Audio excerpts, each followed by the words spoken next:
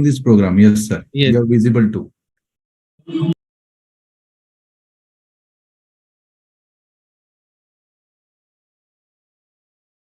Okay. Hello and good evening, everyone. I'm Maninder Singh Rathod from the Emcure marketing team. On behalf of Emcure, I take this opportunity to welcome you all for yet another episode of No Thrombosis workshop series in acute ischemic stroke.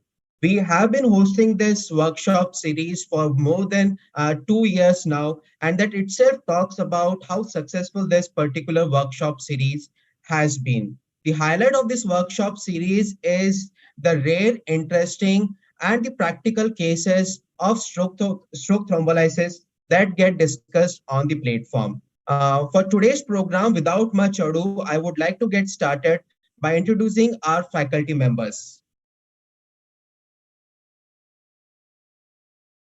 So first and foremost, we have our course director with us, Dr. Subhash Kaul. Sir is a senior consultant and stroke specialist at KIMS Foundation and Research Center, Secunderabad.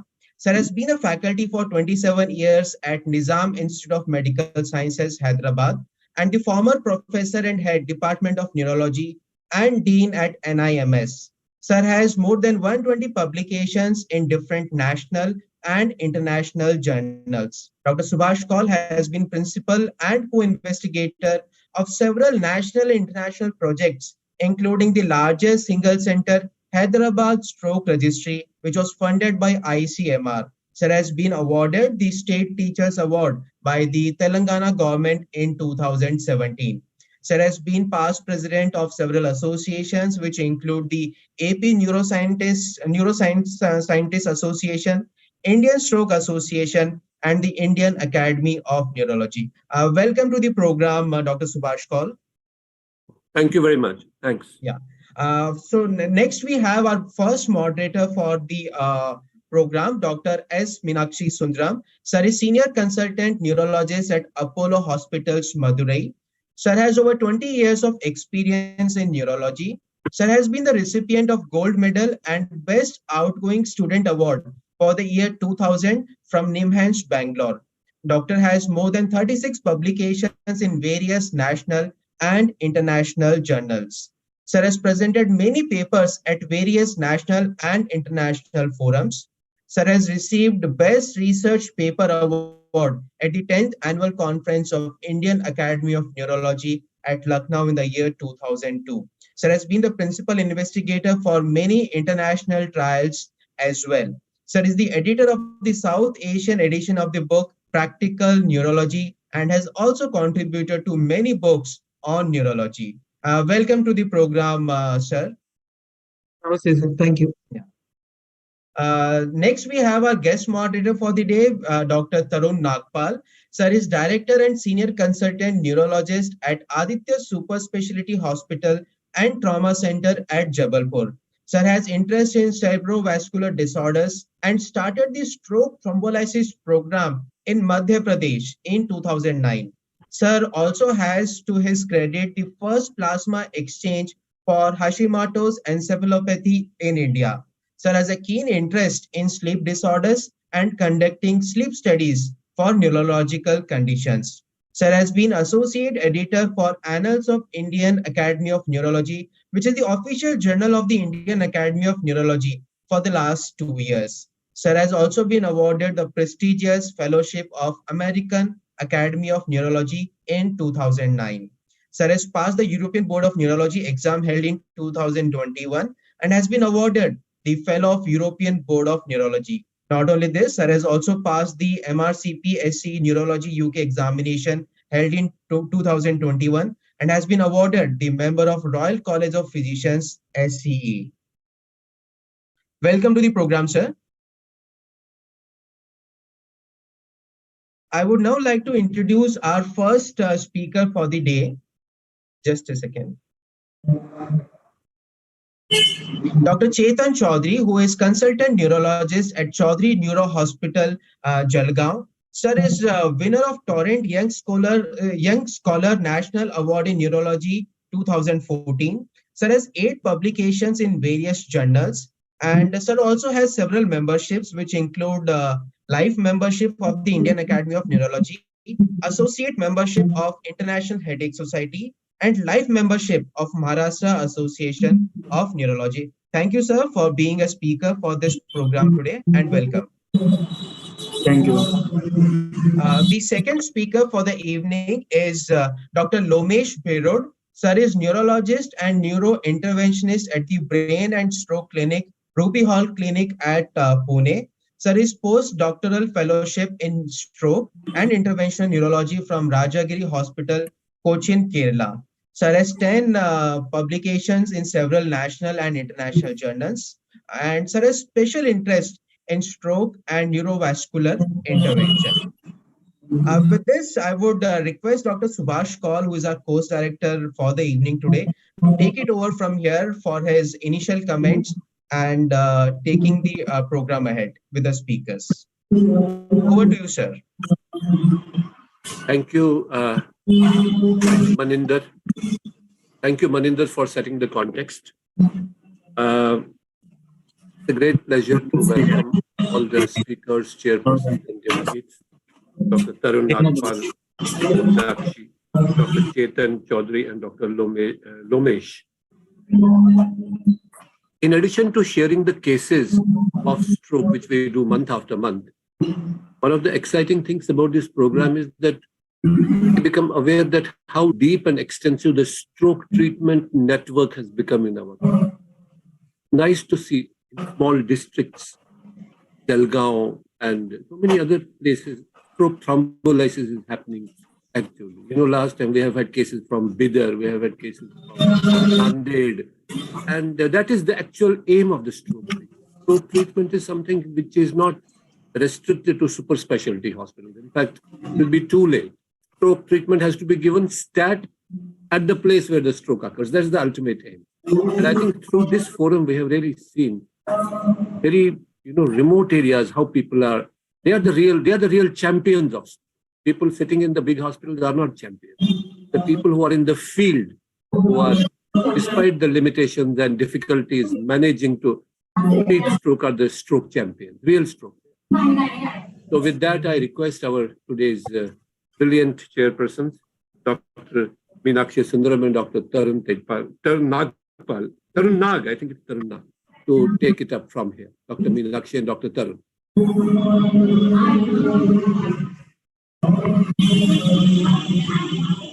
Thank you for the opportunity, sir. Thank you for the opportunity, sir. Waiting to learn from you and from the speakers and my co-chairperson, Dr. Tarun Nagpal, sir. Thank you very much, sir.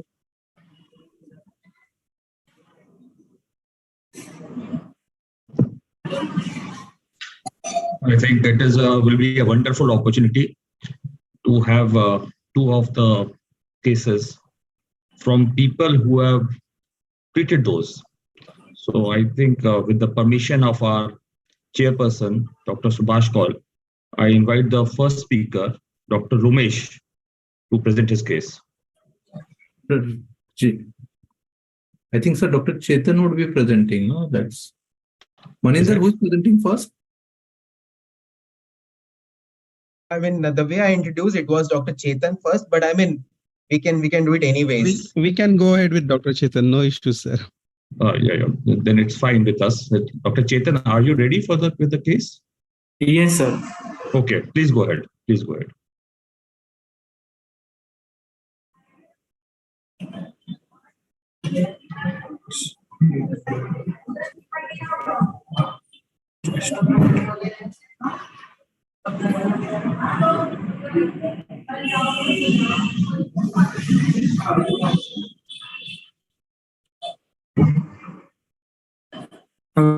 Very good evening to my respected seniors.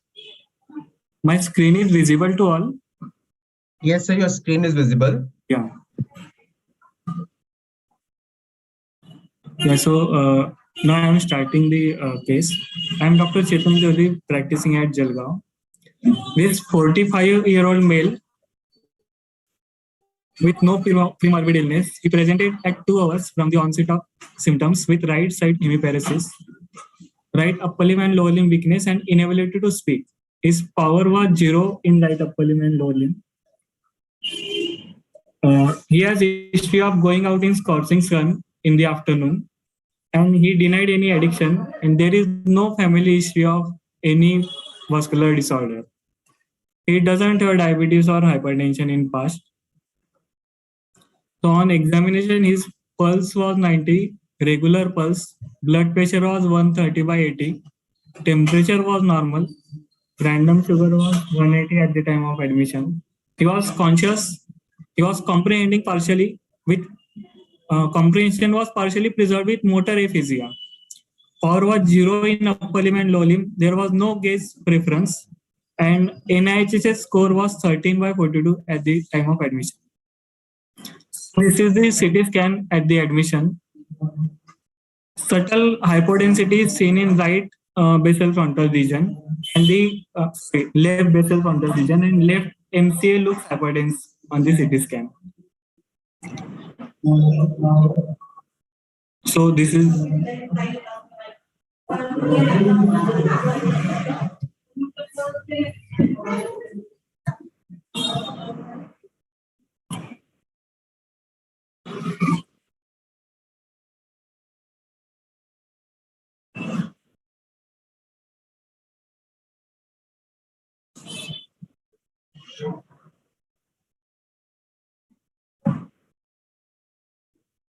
I'm sorry, but this video is not playing.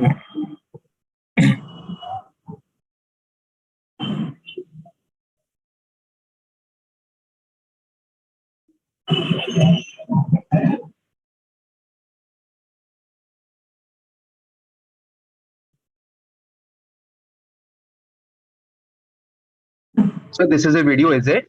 Yeah. I think then RX events, can you just guide how to go about it? You can play it from the folder now. folder, yes, instead of that. The-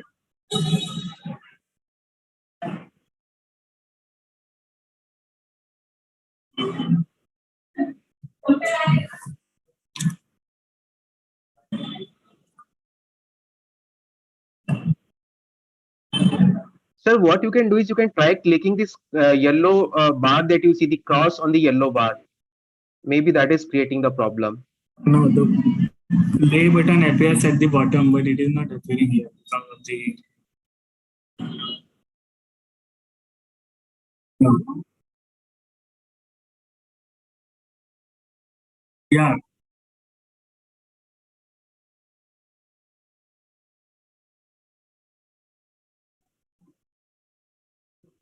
Just a minute. Actually, I am playing it from different laptop. That is the issue. So he was comprehending partially.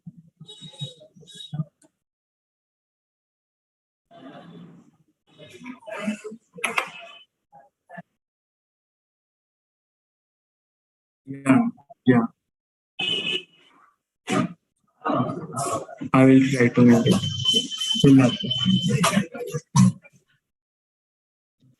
So Chetan, do you have the video in the same computer from No, which I have you are? it in different computers, sir. I will just play it afterwards. Okay, you can describe the Yeah, deficiency. his right upper limb and lower limb power was 0.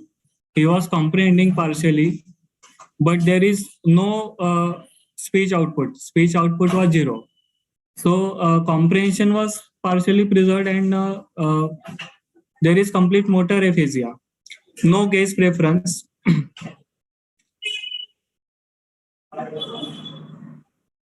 So if you I could have just go ahead put the with slides on full screen, that will be good. yeah. Yes, sir. So I have thrombolized him with tenecteplase 0.2 mg per kg at 2.5 hours, and rosuvastatin 40 milligram was given. Meanwhile, his routine blood investigations have come. Hemoglobin was 7.4, sugar was 120 on blood reports, LDL cholesterol was 90, and because of his low hemoglobin, I have sent his iron studies, which shows severe iron deficiency on the iron study. Uh, ECG, 2D were within normal limits. Coagulation profile was normal. So on second day, I have done is MRI brain with angiogram. MRI shows patchy infarcts in the left frontoparietal region.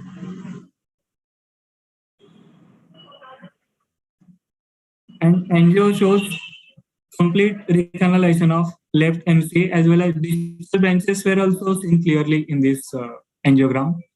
And the cervical ICA and intracranial ICAs also look normal. The MCA which is seen hyperdense on CT scan have been seen completely recanalized on this MR angiogram. So this is post thrombolysis video. His motor aphasia has improved. He started talking. His right upper limb power has improved to 3/5. Right lower limb is still 0/5. And his comprehension has completely improved. So this young man has left middle cerebral artery infarction, probably contributed by dehydration and iron deficiency, with complete recanalization after intravenous thrombolysis. Thank you.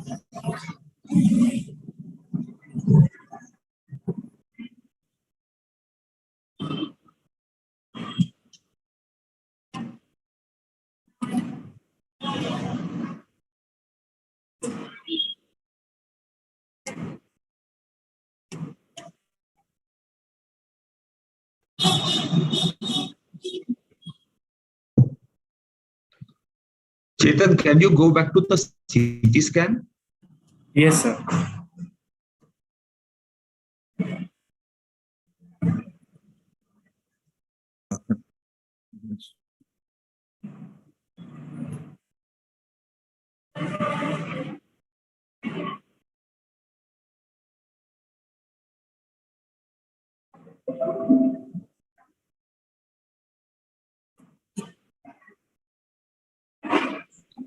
Can you make it full screen, please?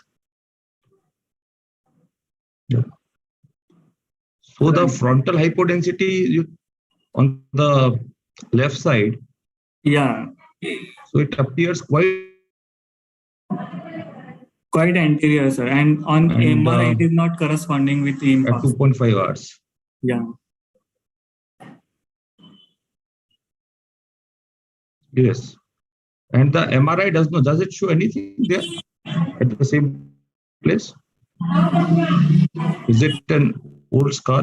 Does the MRI show corresponding MRI No. at the It is same not cuts? showing corresponding hypodensity.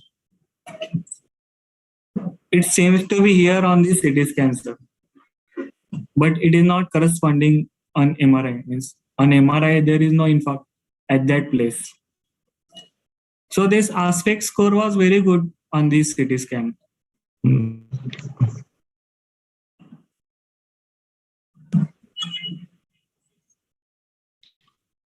So is there a gliosis or there is nothing there?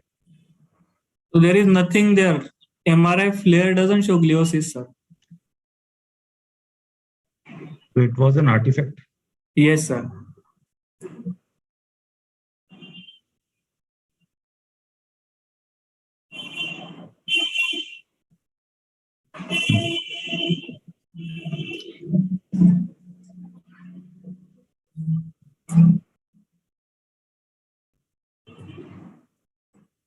So do you have a follow-up at 3 months of this patient? No, he had just came. I have just thrombolized him 10 days back, sir. He has came today only for follow. His power in right upper limb is around 4/5. Right lower limb is 1/5 today. Okay. Call, sir. How often Yes, sir. do you see such recanalizations happening with an active place? A large vessel which was appeared as a I see dense MCA site. about 1/3 of the case, about 30%, 30 or 40% maximum. That's still a huge number. Been shown higher, but my experience is 30 to 40.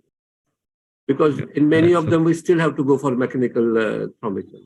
But definitely, compared to LTEPLACE, the recanalization is there, but not in everybody. That we have to know. What is your experience in that? What is your experience? Sir, full recanalization, I don't think I get. But it will be much less than what your figure is. Maybe a quarter, maybe 10-15%. I have not with both actinize and attractase. I think tenectase is a shade better for large vessel, but still your experience is much better than what the worldwide experience is 30%. Worldwide experience, and we also sometimes are surprised. But as I told you, 70% will not recanalize, 30% recanalize. But I have seen recanalization happening there. There's no doubt about it. That's why I am in favor of always giving IV TPA rather than going direct thrombectomy. Because in those 3%, 30%, those 30% at least you can, avoid a lot of cost and all that where it may help.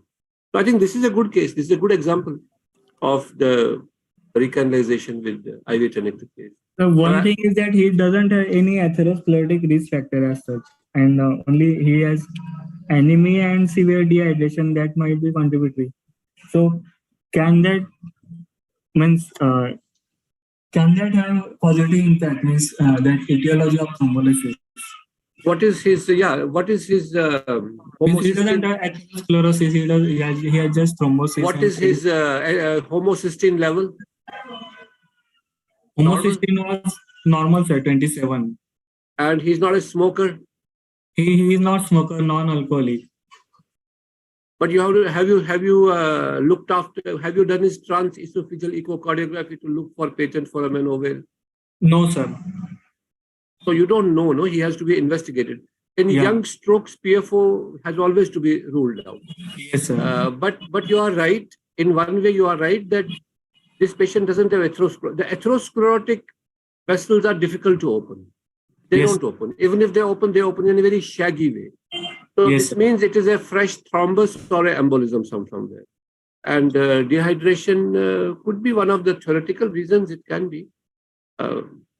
You may be right. That may be possible. But we have to rule out, before we can be sure about it, we have to make sure that he doesn't have underlying PFO. So, Meenakshi, are you there? Yes, sir, very much, sir. Please give your expert comments. Sir, can I have some doubts to ask him, sir? Yes, please. Sir, usually we say that stroke is produced by polycythemia, venous strokes. So, and even in anemia, when you look at that, CVTs are common.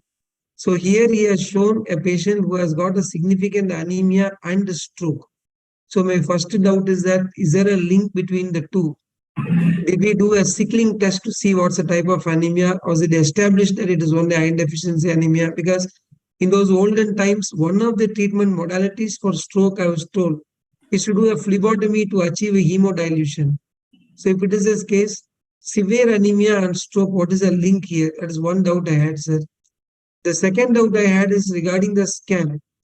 Now, when you have a severe anemia, you may not even get we have two images in this patient. One is a CT scan at the time of stroke, which was supposed to show a dense MCA sign. And the second was a completely recanalized vessel, which was shown on the day 2. So when we have a severe anemia, how common will be able to pick up a dense MCA sign in this patient? So these are two contradictions which went through your mind, sir. I thought I will put up in this forum for me to get a clarification from you. Ketan, you would like to take up queries? Or they are your questions also? No, sir. Yes. The anemia, I have seen CVST with severe iron deficiencies anemias without any other risk factor. I mean, thrombophilia profile, homocysteines were normal, and they have severe iron deficiency anemia. In this case also, he doesn't have anemia was iron deficiency only. He has very low ferritin level, serum iron was very low, and PIBC was very much increased. And his peripheral smear was also showing hypochromic microcytic picture. What was the platelet count, by the way? Platelet count? Yeah, that is good question. Platelet was 350,000, sir. It was not increased. Means there is no thrombocytosis as such. Usually they are associated with thrombocytosis. Yes, sir. So why this patient with severe anemia developed stroke, sir? I mean, it's arterial stroke that too. We can accept a venous stroke, no sickling, and only a venous and an arterial stroke. It really, it puzzles me when you look at this case. I think the anemia has to be investigated. Do we know what is the cause of his iron deficiency anemia? Yeah, he has bleeding piles, sir. He has issue of bleeding piles. Okay. So there is an obvious cause. So anemia is known to be one of the risk factors for mainly venous stroke, very rarely arterial stroke, but mainly venous stroke. But those particular patients are associated with thrombocytosis. I myself Yes, seen some patients. They are associated with thrombocytosis. That is thought to be a mechanism in them, reactive thrombocytosis and then causes. So here, yes, I think we don't know. This is just an association. We don't know whether it's causative or not. It may not be causative, or maybe somewhere else. We have not done his TE. We have not fully investigated it. yes, sir. I have planned is repeat. What about antiphospholipid antibody syndrome and all those things you will have to see. I have Like any planned other all young these stroke. investigations on follow-up. Yeah. He had just discharged few days back. So this Our is the teacher- pre-thrombolysis video I would like to show and post-thrombolysis One video. Yeah, minute, please, Dr. Meenakshi. Chetan. One more Meenakshi, question. go ahead. Professor Dr. K. Srinivasan, our teacher here at Madurai, used to tell us that fibrinogen level is very important. And this is in context with the same thing which you mentioned, anemia and venous thrombosis. Was the fibrinogen level checked in this patient also, sir? No, sir. Has it got a role?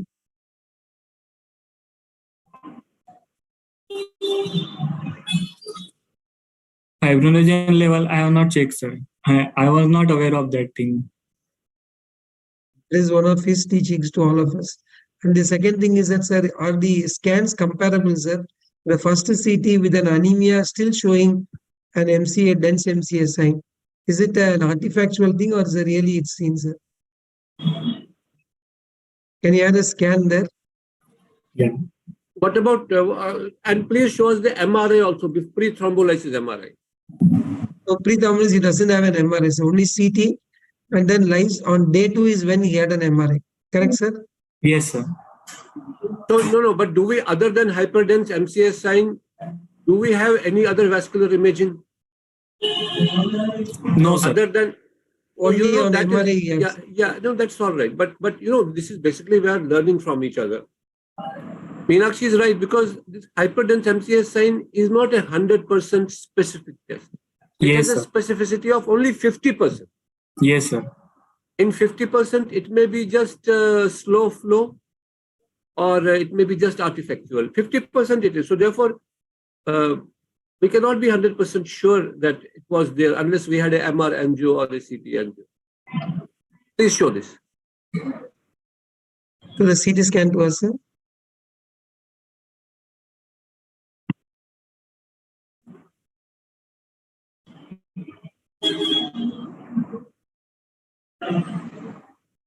Can you blow that up, sir? To show the dense MCA? Here it is. No. Can you just make the zoom and just show us? Because I was just curious to only know that point only.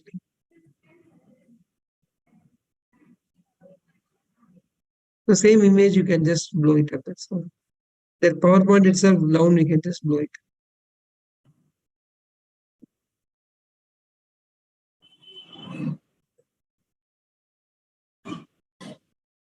Zoom is there up.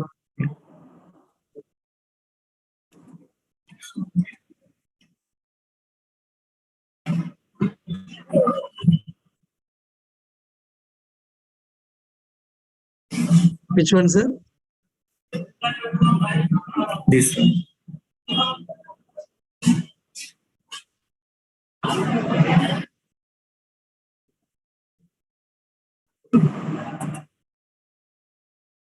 Looks to be MCA, but not very dense, but it looks to be MCA only. It's in the same place.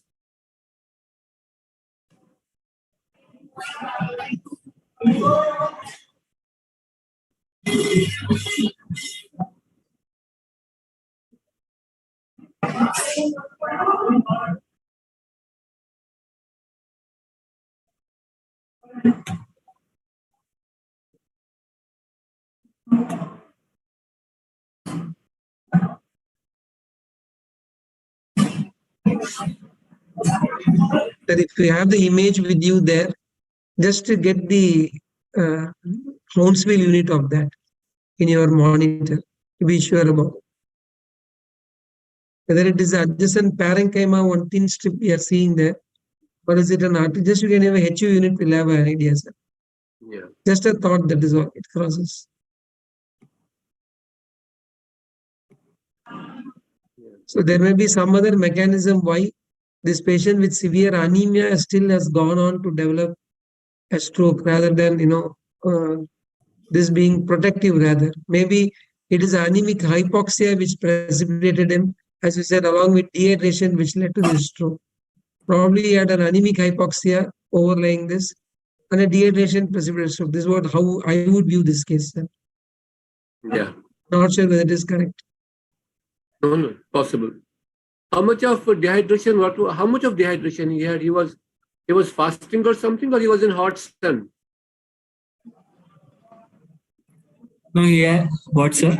Oh, what was the precipitating factor for Yes. dehydration? Yeah. So heat was very high. I mean, his temperature was very high, sir, environmental temperature, and he has attended one marriage ceremony in the afternoon. Okay. So he has been there for 2-3 hours, and then while he has been to his home, he has developed stroke at around 4 p.m. Okay. in the afternoon only. Okay. I think any other point that we need to discuss? No.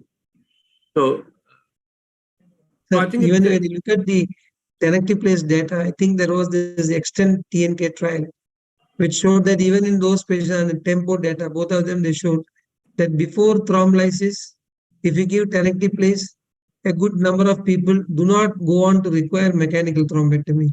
yeah. Maybe that is what you have emphasized here. It's a good idea to give tenactive place in these patients. Probably this is what you have tried to show to us. Yes. But it would have been ideal if we had the pre-tenactive place vascular imaging also. That would have been ideal. That would be our comment.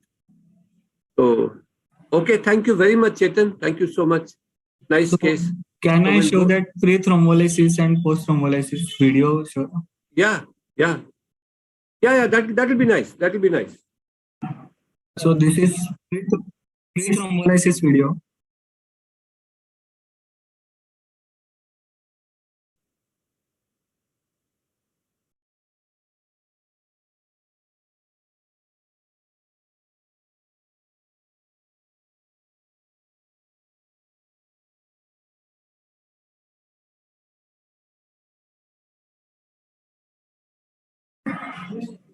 So on asking questions to show the tongue, he is just opening mouth. So comprehension was partially preserved. On giving command, close the eyes, he is closing eyes. But on giving commands, show your tongue, he is just opening his mouth. So comprehension was partially preserved, and he cannot tell his name. His speech output was 0 at that time, and right side upper limb, lower limb power was 0. And post thrombolysis, No, is that part of comprehension or apraxia?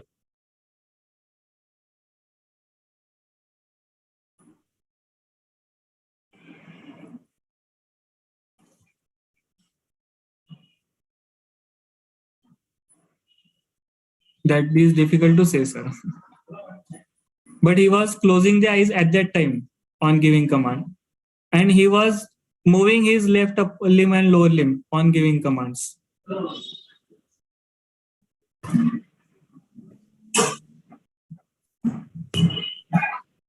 This is post thrombolysis video.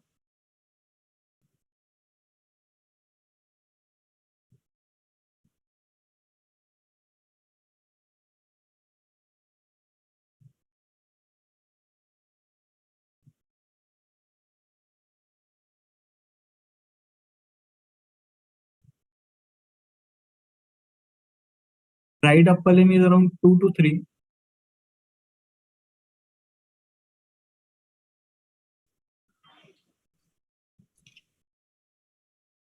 So there is significant improvement in his aphasia. That is the most important thing.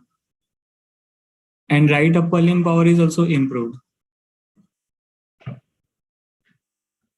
Dr. Chetan, I just have one small comment that in case you suspect dehydration, it is better to check the IVC with the ultrasound probe. So you have the volume status of the person first. Okay, sir. And secondly, if we think that it is it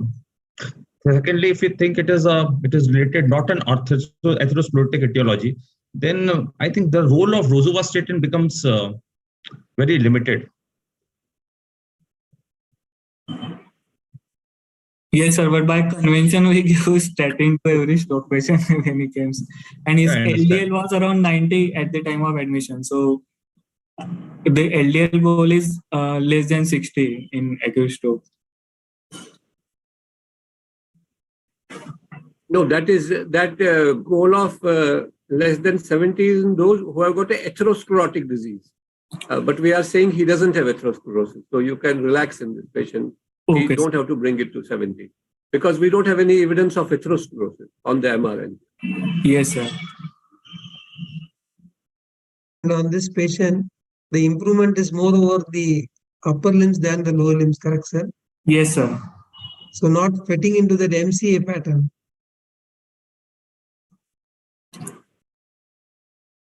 So it may be a good idea to do an imaging for him in the future when he comes here, but to see whether it is MCA or AC, predominant involvement. Though every other imaging you showed us MCA, the improvement is not fitting into MCA. Yes, sir. And the venous imaging is normal, correct, sir, completely. MR venogram. No, venogram was not done, sir, but the flow voids were normal.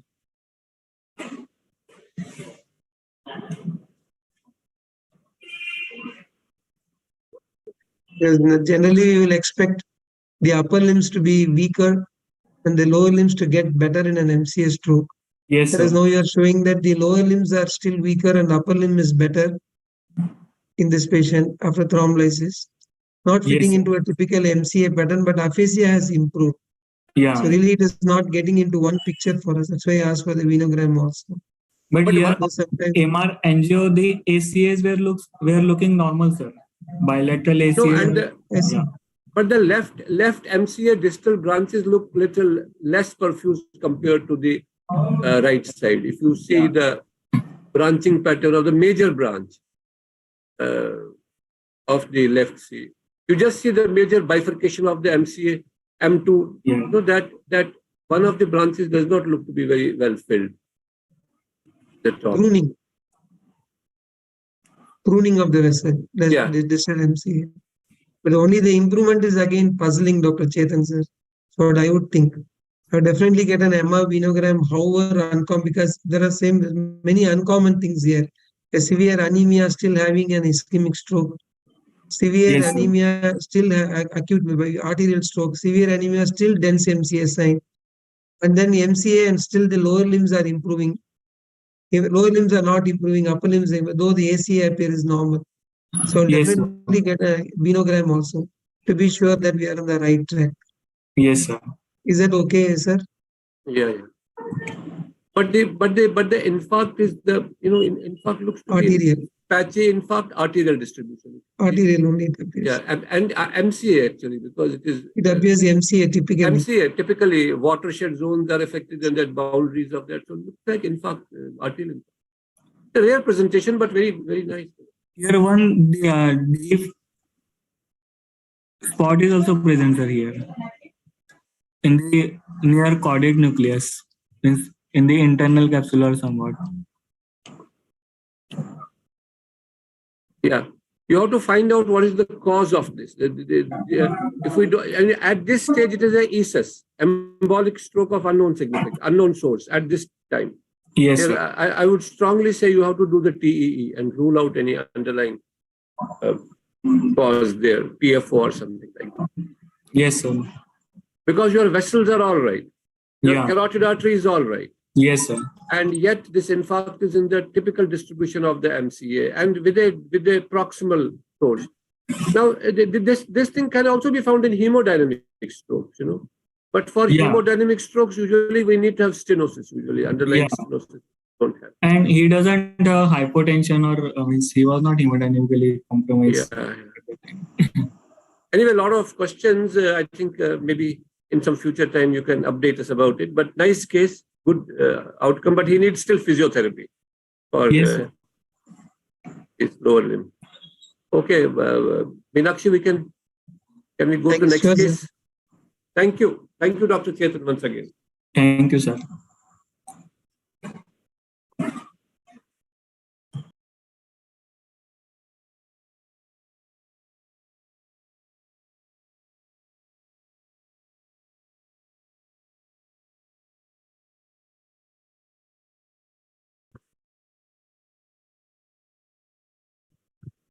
Shall we proceed for other case? Yes, Yes. sir. Yeah, thank you so much. Thank you, Chetan. Thank you, organizing team. Thank you, sir, for giving us the opportunity to talk about different kinds and different scenarios. I'll present my case.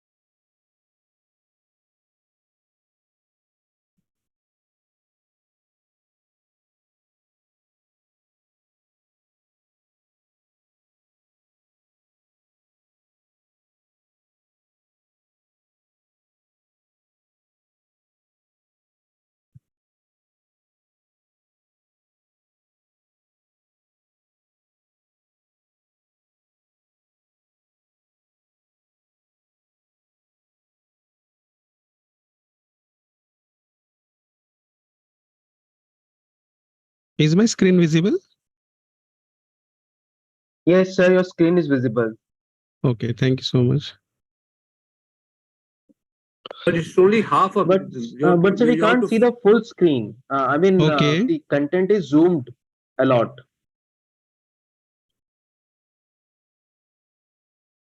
Okay.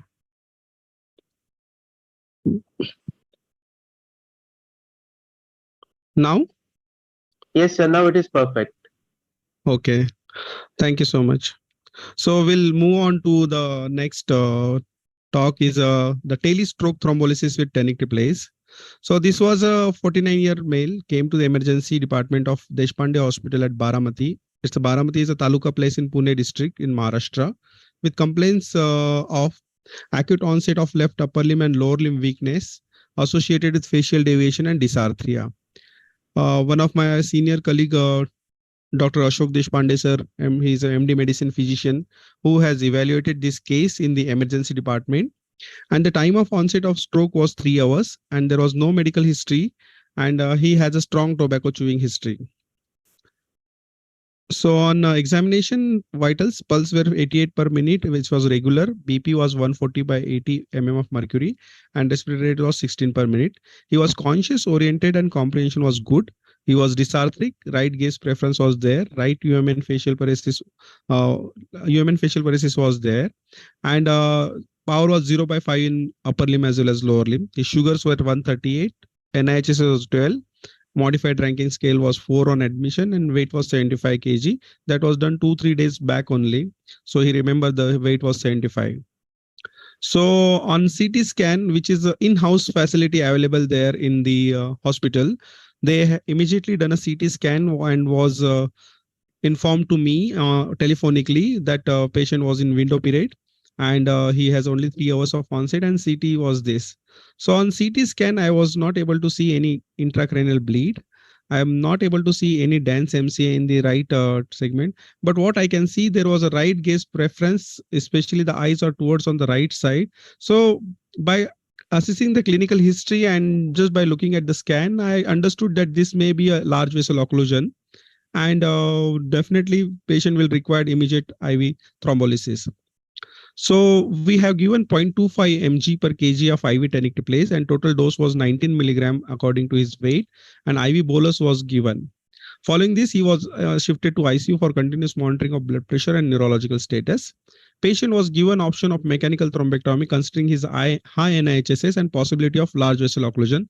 Though the vascular imaging was not done, the CT scan which is available at their center was only 16 slice, and they do not have any angiography facility in that CT scan. The technicians were not trained to undergo perform angiography, CT angiography for the patients. So anyway, the family members were counseled regarding mechanical thrombectomy, and they were explained that after coming to the thrombectomy center, patient will require an MRI brain with angio and thrombectomy as per the need.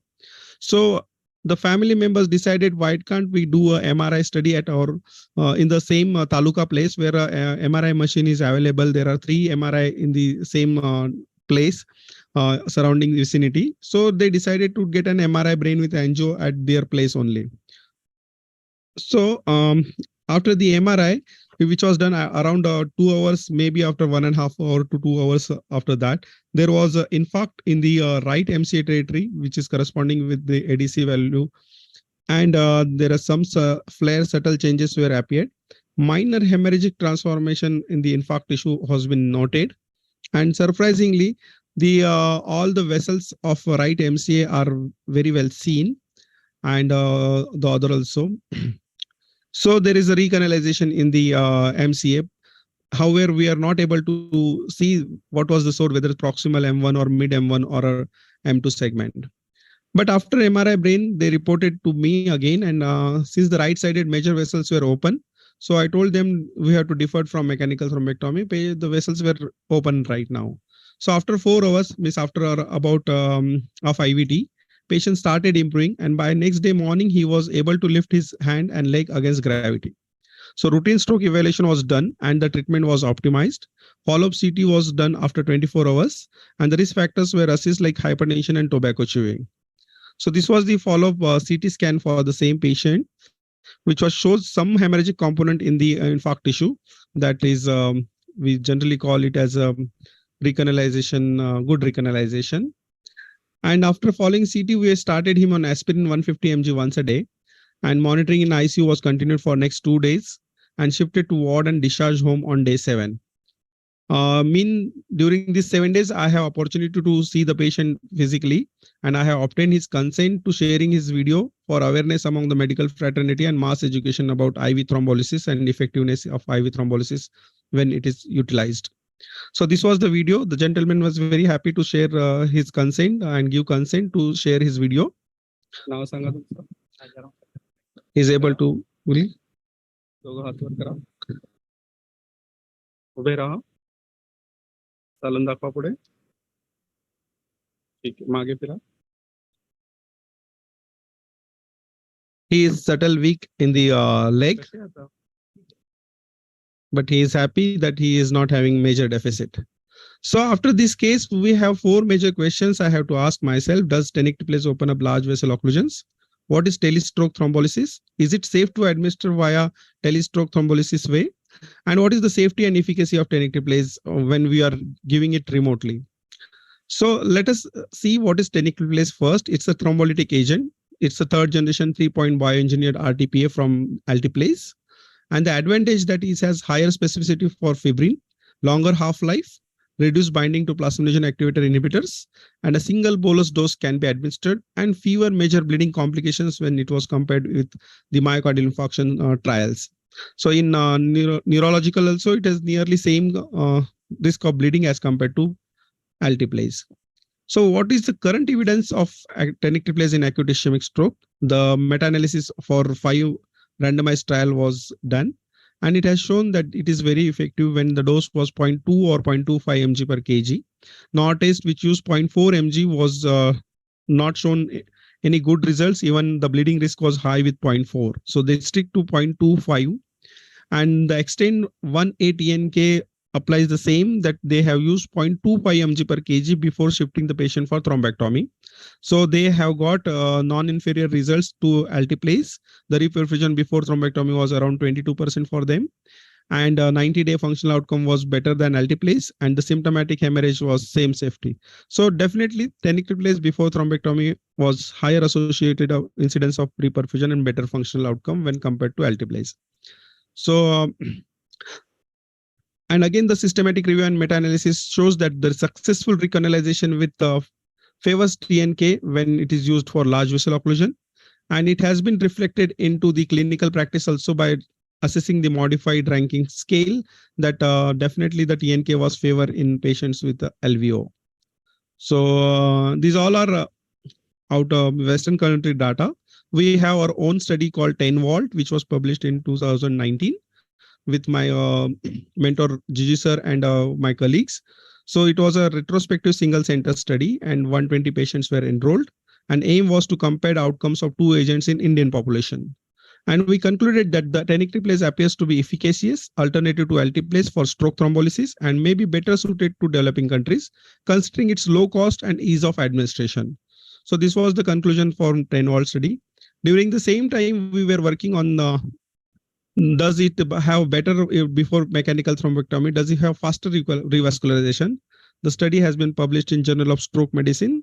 Our whole team was in the same that we collected all mechanical thrombectomy cases. It was again a single center retrospective study, and data analysis was of a acute ischemic stroke who consecutively presented during the study period of LVO and underwent thrombectomy.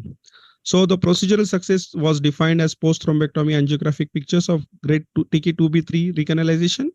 And the primary efficacy outcome was defined as improvement in more than 4 NIHSS scale at 24 hours. And the secondary efficacy was modified ranking scale at 90 days. And a comparative analysis of tenecteplase and alteplase was done. So what we found is that we have able to achieve the successful recanalization in around 86% of the patient. And there was a significant mean difference between NIHS score on admission and at 24 hours. And MRS score also has a good scale on tenecteplase. And a faster recanalization was achieved with TNK, needed fewer number of passes, and if the procedure was performed under conscious sedation as well. So we have shown that apart from efficacy of alteplase, the tenecteplase works better when there is LVO. So what is stroke thrombolysis or telemedicine thrombolysis? This was the paper published in 2022 in BMJ. They have seen that from 2014 to 2019, the number of teleconsultations for IV thrombolysis was increasing. And as you go more doing the teleconsultations for IV thrombolysis, the onset from door to needle was reduced, onset from CT to needle was reduced, door to needle was reduced, and median onset for needle also reduced. So it is definitely when you go more and more cases for telemedicine, the performance as well as the efficacy increases.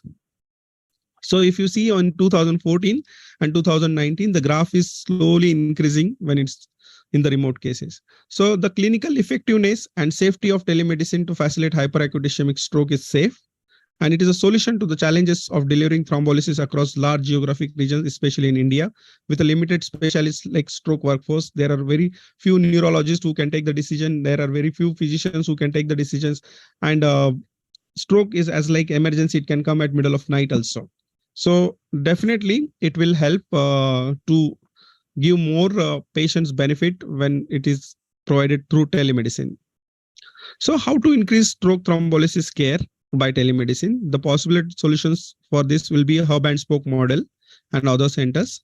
And it's a telemedicine company based or hub and spoke, or it can be individual based as well. These are the spoke hospital, which could be in various district places or in taluka places, where if the patient comes with a stroke window period, they will immediately inform to the hub hospital, and with the availability of 24/7 neurologist, the spoke centers and hub center can coordinate. And the advantage that it will increase the number of IVT, and definitely the IV thrombolysis will reach to the community.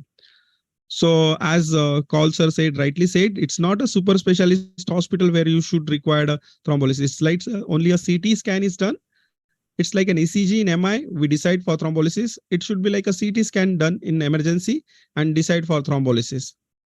So what are the tenecteplase workflow advantage related to alteplase? It has shorter time to prepare. It has shortened time to administer. It does not require that second dedicated IV catheter to be inserted, does not require an infusion pump, and shorter time to initiate inter-facility transfer for when IV lytic was administered. And for our country, the TNK could be administered more efficiently in LVOs, permitting faster start of subsequent endovascular mechanical thrombectomy, cheaper cost as compared to alteplase, does open the LVO more than alteplase as we have discussed and seen, and very good molecule to consider for telestroke thrombolytic agent. You just have to give and relax. You don't have to be for 1 hour waiting that the patient should not bleed or patient should not have high BP. Just give, monitor the blood pressure, monitor the neurological status, and come out, I will say. That's why if for telestroke thrombolytic agent, tenecteplase will be better drug as compared to alteplase. So with this, I end my talk and I'm open to receive questions from all.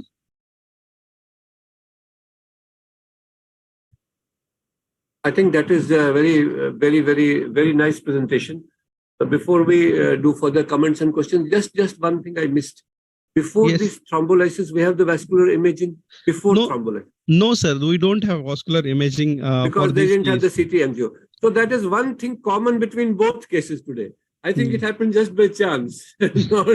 I'm sure it's not by design, but it is a coincidence that in both cases, we are assuming that there was a large vessel occlusion on reasonable grounds, but then we don't have a proof of it. But other than that, I think it is fantastic. And I agree with all the points which you have said. Over to Meenakshi, please. Meenakshi. Sir, it was like, being in the midst of a rain, sir. Phenomenal. Really. Salutes to you, really. Showing all our indigenous Indian data was amazing, really, sir. Hats off. Thank you so much for sharing this extraordinary knowledge with us, sir. Really. Two things. One is the telemedicine, which you spoke about. It was popular even before this WhatsApp came. My colleague, Dr. Karthik, when he joined, the first thing he did was to take up this telemedicine. Those days, these images were very difficult to send because WhatsApp was not there and we didn't have the speed. But he made it a point to do it. And we got some images from our, like the same hub and spoke model which you spoke about. So we have our satellite center. The Apollo Hospital of Madurai is attached to a few hospitals nearby, which includes another Apollo Hospital in Karaikudi. And they started our program thanks to our colleague, Dr. Karthik. And the surprise is that, or expected surprise, I must say, not just surprise, because now a smaller center is doing more number of IV thrombolysis than us. True. And now they don't need us anymore. They don't need us. And very importantly, the patients reach them faster and their improvement rates are far superior to what we have been able to achieve. Their results are phenomenal. In our own place, so-called tertiary center, we don't have the best results which they have in a satellite center. So that's an important thing to really stress about this. This was the data which was actually coming from the Germany also, the telemedicine pilot project in stroke, Bavaria data, the Tempest project. Way back in 2003s and 4s itself, they started it. And now it has really caught on with all of us and we are doing it, sir. That's one important thing which you taught us. We have been doing it. The second thing is that, sir, when we started having mechanical thrombectomy, how far is that center from your place, sir? It's 100 kilometer. It's a 2 hour, 15 minutes drive. With ambulance, maybe 2 hours. Yeah. Here the decision making was that the family was not willing for mechanical thrombectomy. They just wanted to take a chance. Otherwise, we insist that do not do an MRI there because our interventionist, Dr. John, he always says, sir, before I put in the needle, I want to see the salvageable image and then only I would do it. So irrespective of whether he has got an MRI done there or not, if it is more than 30 to 40 minutes, he would always insist on doing an imaging unless we are very sure clinically the data is just the same, which is very difficult because most of us at the time of stroke, we don't have an accurate clinical data. Though we are talking about NIH, it's very difficult to rely on another person's NIH. So always insist we will get the in-house and we'll do an MRI before I take up a case. That's what we have been doing. But here the decision making was different. Will he go for mechanical thrombectomy was a question asked. So maybe that's the reason why you accepted for MRI there. That's the second comment. The third comment is that, sir, I thought that 16 slice is good enough to do a CT angio. Am I correct or it is incorrect? Yes, sir? it is correct, but the technician was not trained. Oh. Technician was not trained. This time, when I went, I told the technician, "You come at least once or twice in our center. We will just tell you how to run a CT angio." So they are, glad to hear that, and maybe in the next couple of weeks, I'll arrange a visit for them. Amazing, sir. Amazing. Because Fantastic. we have always, I mean, we'll all now from now onwards quote our data, your data, which you showed, sir. Why quote always is extend that IATNK and all, sir. We'll quote Lomesh data. That will be No, more. sir. It's all my mentors, Right. Dr. Gigi and my colleague, Dr. Kaushik's efforts to publish all these data, sir. I am just a One of part our of their team. persons, one of our persons here was also in your team. He is in Tirunelveli, Dr. Muthukumar. We used to talk Yes, about yes. Dr. and, Yes, sir. phenomenal. Great sir. data. Great data. I think I had read about these studies, but it's nice to hear it from you, as they say, from the horse's mouth. Thank you, sir. Good. So, Dr. Tarun, you have any comments? Just two things. One is that what they require is the pressure injector, which is not available with many times with the CT scans in the periphery.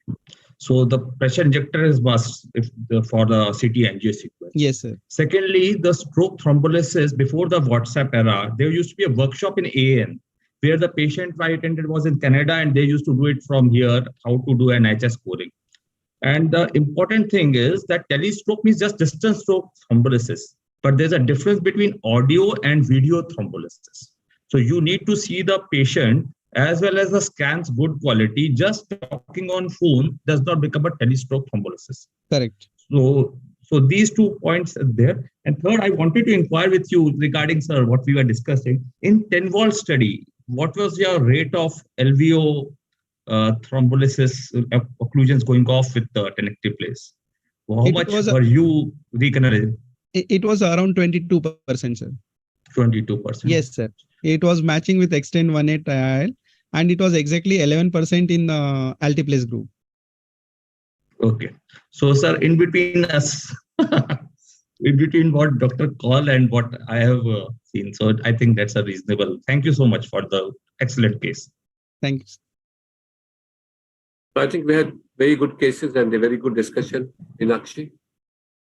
Over to you. Really, it was very nice hearing and learning and putting up a lot of questions in the first case. And then, more answers than questions in the second case. Really, both were really learning cases. Sir. Thank you, Dr. Chetan, and thank you, Dr. Lomesh. Immensely benefited by these presentations. Thank you for the opportunity, sir. Thank you. Over to organizers. Yeah, thank you so much, sir. I think we had another very, very interesting episode of No Thrombosis, and I'm sure there are a lot of learnings and take-home points for all the audience that has joined for today evening. I would just like to, start the word of thanks. First and foremost, I would like to thank the speakers, the two speakers, Dr. Lomesh and Dr. Chetan, for agreeing to be part of this workshop today, sharing their cases which made this discussion possible. So thank you very much, Dr. Chetan. Thank you very much, Dr. Lomesh, for sharing your cases with us for today's discussion. I also take this opportunity to thank our moderators, Dr. Meenakshi Sundaram sir and Dr. Tarun Nagpal sir, for making this really, really interactive and sharing their very useful insights on the two cases that were presented today. And last but not the least, I thank Dr. Subhash Kaul, who's been a constant guiding light for us, not only for this initiative, but several other initiatives when it comes to changing the stroke management ecosystem in India. So thank you very much, sir, for your constant guidance to us at Emcure. With this, thank you very much, everyone, and we'll meet again next month with another interesting episode of No Thrombosis. Good night, everyone. Thank you. Namaste. Namaste. Thank you, sir. Thank you. Good night. Thank you. Thank you, sir. Sir, next time also, please keep it on a Saturday only like this, sir. It's very easy to do it on a Saturday than any other day. Thank you. Just take my request, sir. That's all, if possible. Thank you very much, sir. Thank you, sir. Thanks a lot, sir.